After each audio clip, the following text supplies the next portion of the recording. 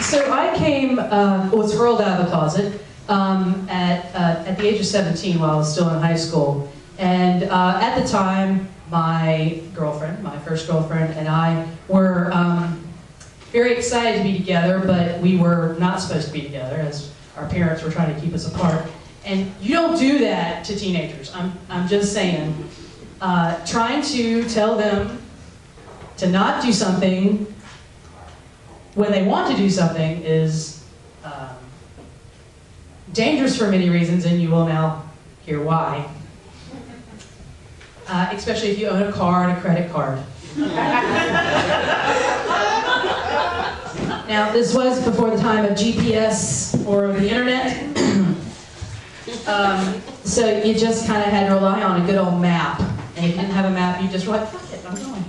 So one night, just after my junior year in high school, my girlfriend and I had this amazing plan to meet up in a parking lot of Harris Teeter, just down the road. And we were going to run away. Who hasn't run away?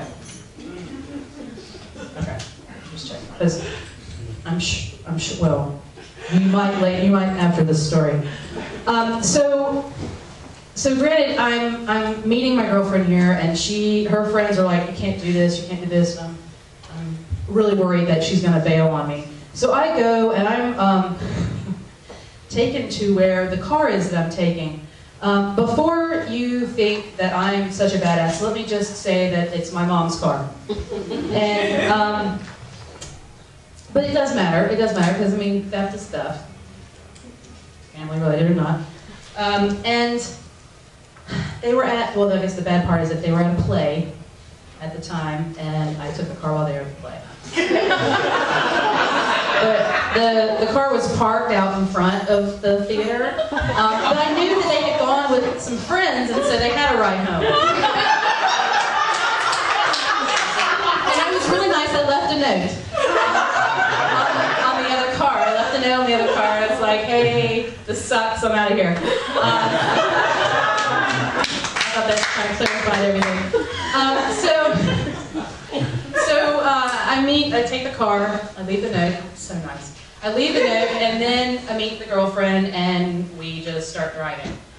We really don't know where we're going, but we figured maybe the beach sounded good, I don't know.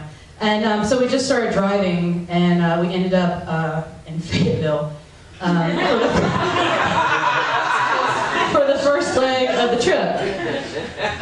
And one of the exciting, like this, okay, so this story has lots of little vignettes. So this is the first vignette. So we get a hotel room with the stolen credit card.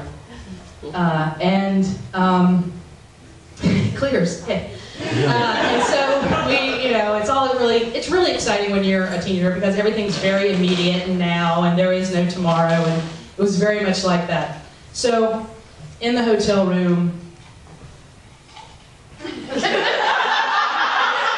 like the first time I'd ever been in a hotel room, like by myself, or, well, not by myself, but like without my parents, like, you know, in the neighboring room, or, okay, now it's getting awkward. And so we were, you know, having sex, and, but, you know, we were first girlfriends, so we were still very learning about things. But it was actually the first night I'd ever had an orgasm. And you know that end part of Breakfast Club where John Bender's like, it was very much like that. You know, again, speaking of the John Hughes theme of the story. And it really, he does that at the end. I know you know what I'm talking about. Really, it's an amazing moment. So really, have yourself that kind of moment at some point in time in life. It's wonderful. Okay, so that's the vignette for Fayetteville. Sorry if you expected more orgasm. So then we continued driving, and we ended up down in Myrtle Beach, and it's a playland down in Myrtle Beach for teenagers on the run. Let me tell you, and especially one like us who I was I was like the brains and the brawn of the couple, and my girlfriend was like the beauty and the bait. And so,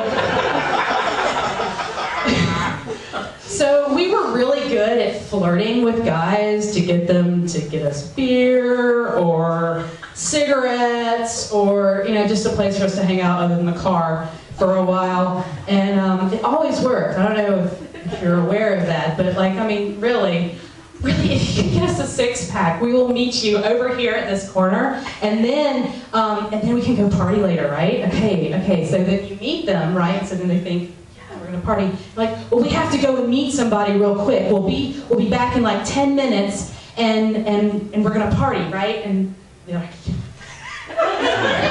and you never returned, but you got that damn six-pack, you know?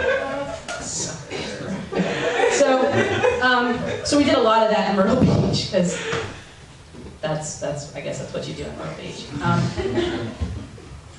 Actually, I kind of feel like I was just there recently and I did the same thing, but that's probably another story. So the next stop, we realized, oh my God, okay, we've been gone for a couple days now, and well, hopefully someone's looking for us, and we decide that we need to just go someplace else. Again, we didn't know where we were going. So we're like, let's just go north. Let's just drive north. Thank God for a credit card. And swiping a card for gas. Fill. Okay, so we're basically headed west, northwest. There's lots of trees. We're like, cool. And we see a sign that says Cherokee, North Carolina. And so, I don't know if you all are familiar with Cherokee, North Carolina. It's a reservation land, and we thought, hey, this is going to be a great place for us to hang out with the law after us. So let's go hang out on the reservation land. And along the way, we were like, well, really, we don't want to keep swiping our card and stuff, so they'll catch up with us eventually. So let's get some camping gear. Ironically, it was being sold on the side of the road, so it was perfect. And they were really negotiated. Like, we were able to negotiate. Like, here's $10, thanks, okay. So we had a whole bunch of camping gear on the way, and we're like, yeah, we're gonna hang out on the reservation. And we found this campground, and got a little campsite. It's probably July, up in the mountains. And we were enjoying ourselves with a fire, filming, but we was right. We have sex, so it's awesome. And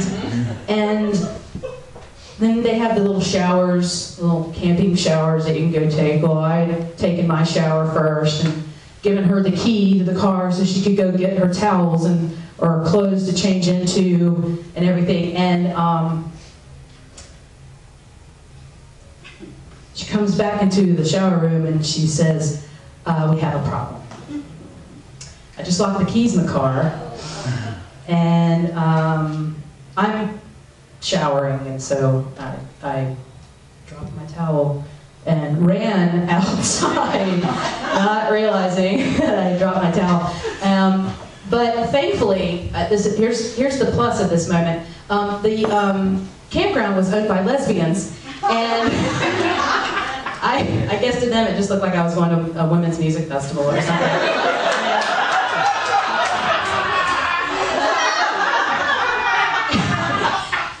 And told them the problem that, the lesbians, yay! So my girlfriend's locked the keys in the car, we need assistance. And so they go and they call for assistance. And here comes the chief of police for the reservation. But with the Jimmy Block thing. And apparently, the APBs on reservation land are different than they are elsewhere, because he didn't even care to look at my ID or run the plates of the car or anything like that. So that part kind of worked out for staying safe and away, except for the keys. But so, all right, so that's the other vignette. Okay, now moving on. Okay, so then we get. We're like, well, fuck, we gotta get out of here now, because now the chief of police has seen us, and so now we've got to go. So we're like, well, anyone go that's on the run? And we're like, Tennessee. At that point it was only a mile. An hour over the line. So we're like, let's go to Tennessee. They won't ever find us in Tennessee. 17-year-old logic. So we're like, yeah, we're going to be safe in Tennessee. So we go to Tennessee, Gatlinburg to be specific, which is basically the Myrtle Beach of the Hillbilly Mountains. And we basically did the same thing, which is why I bring up Myrtle Beach, because it is very similar, and it's also very full of gullible young fellas that will buy beer and cigarettes for women that will never, ever meet them again or have sex. And we spent the night in the parking lot of a haunted house. After it had closed down, we pulled up into the parking lot and we fell asleep. And at some point in the morning, there was a tap at the window, and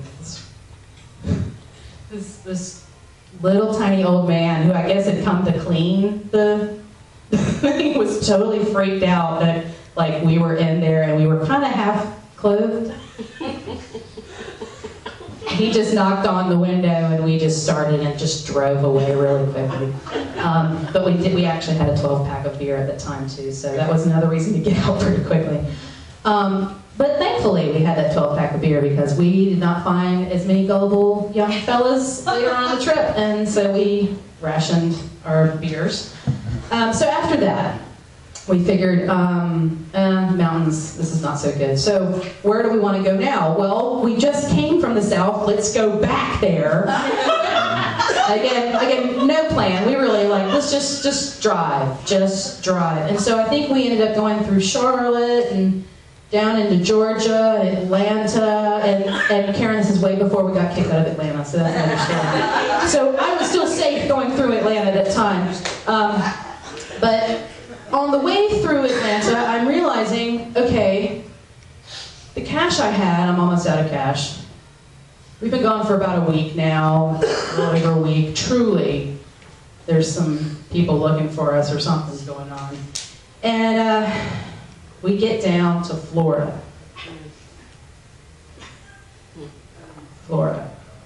And we go to a hotel and the card doesn't clear. So we realize that we're in a moment that, you know, stolen card has been reported. APB is now out. We've figured all of this out. So we're like, well, shit, what do we do now? So I don't know if anyone has done this, but we were like, hey, let's go stow away on a cruise ship.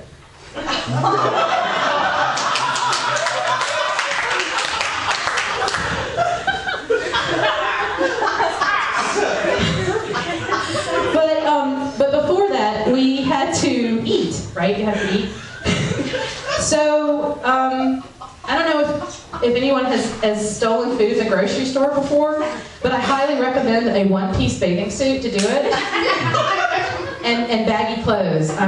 It's actually, you can get probably about a 2-pound thing of hamburger meat if you slide it in right in the side like that. And like one of you, go as a pair, and big bag, because that's going to be distracting. They're thinking, we're going to put it in the bag, right? No.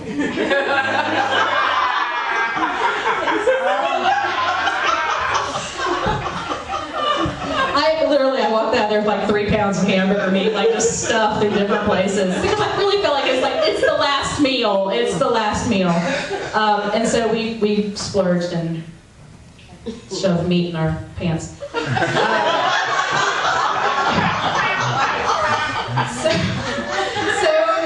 So I'm thinking, what are we gonna do now? Okay, so again, I'm like, cruise.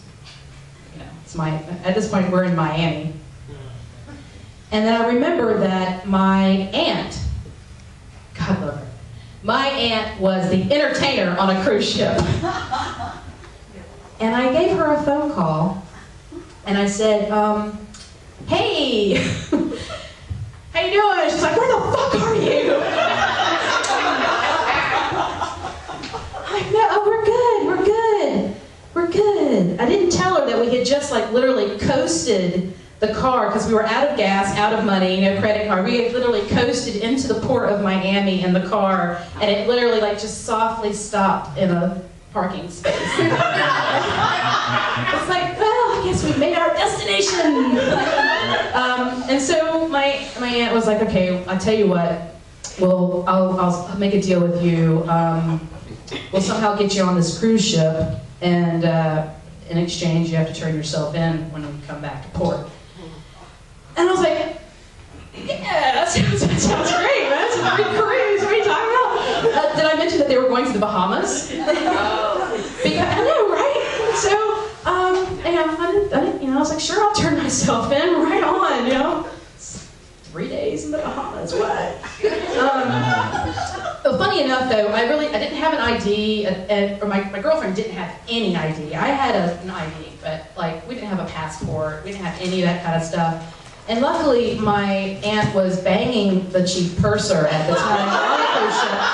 And so she just kind of whispered in his ear and probably pinched his ass or something. And they basically snuck us onto the boat and gave us a room on the boat. And then she was like, okay, I'm performing at 10 o'clock and 12 o'clock. Come see me, and here's $50.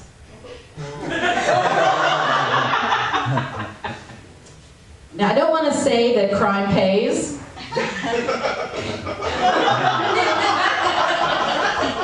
But in this case, stealing a car really did very well. Except a little bit later, but I'll have to get to that. So we're on the boat, and we're cruising along. And by the way, so we had both just graduated junior class. There was a senior class cruise on the ship at the time. So like there was a lot of these other teenagers, so we totally blended in. Like no one was like, who are those two girls all by themselves? Like no, we were just like, hey. We blended in perfectly. All right, so we get onto the we port in Bahamas. I'm like, what is the port? Port of Bahamas. And we get off the boat, and I have the $50 in my pocket. So we're like, hey, again, no map, there's no internet. We don't know where the hell we're going. We're like, let's just start walking, and hopefully we'll hear the boat before it leaves us here. And we just start walking around, and surely this guy's like, hey, what's up? Buy some smoke. I'm like,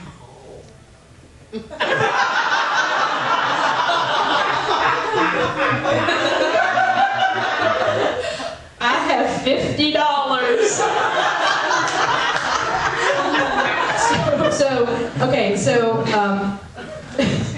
So he's like, yeah, all right, cool. I'll meet you around this, corner over here. And I'm like, okay, cool.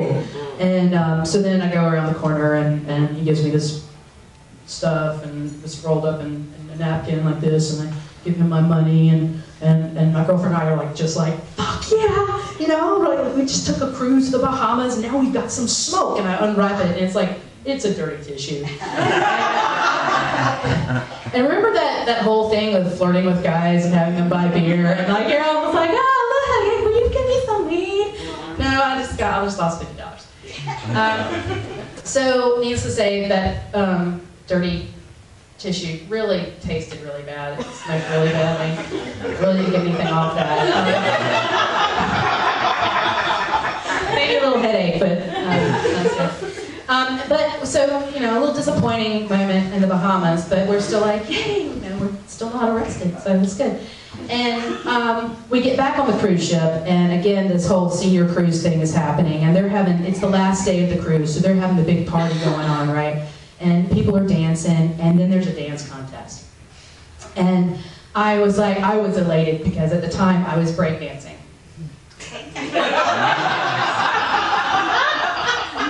No judgment. Okay. So I was dancing, and I won the dance contest. So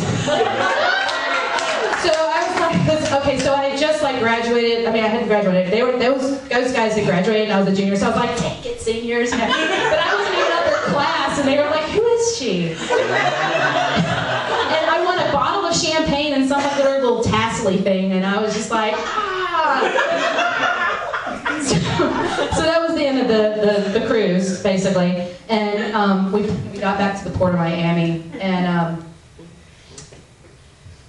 my mom's waiting. My mom's waiting for us when we get off the ship, and my aunt's just like, calm, you know, it's okay, it's calm. Well, my girlfriend and I had on matching Bahamas shirts.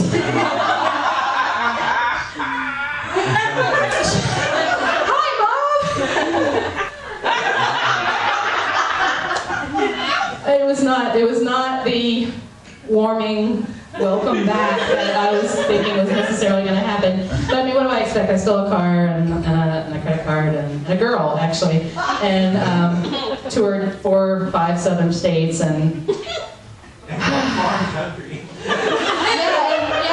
and overseas as well. So really, if there's any moral to the story at all, is really. I don't really think there's any moral to the story. But have a damn good time. And if you ever get a chance to stow away on a cruise ship, oh my God, do it. But don't take the dirty tissue. But really, you can apply that anywhere. That